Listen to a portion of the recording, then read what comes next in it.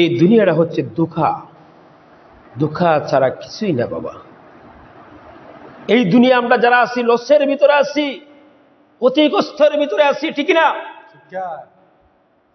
সেই জন্য বাবা আমরা লস কোন দিক দিয়ে হইতেছে আমরা বুঝি, লাভ কোন দিক দিয়ে হইতেছে আমরা বুঝি। তোমার ভিতরে যখন তুমি তাকওয়া অর্জন করতে না পারবা, তোমার ভিতরে যখন তুমি জ্ঞান অর্জন করতে না পারবা, তুমি সব বুঝো বাবা। বলে তোমার একটা জিনিস চিন্তা করতে হবে, এই দুনিয়া তো একদিন চলে যাইতে হবে, এই দুনিয়া থাকার জায়গা না।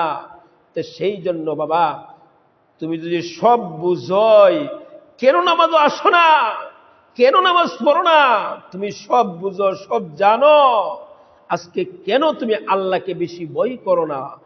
তুমি ভয় করো যখন তোমার উপরে জ্বর আসে, ঠিক না?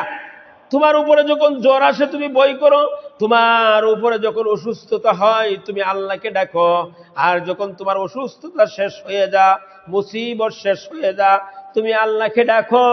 অবশ্যই ঠিক আছে, অসুস্থর সময় যেভাবে আল্লাহকে ডাকো সব সময় তোমার সেইভাবেই আল্লাহকে ডাকতে হবে, ঠিক কিনা?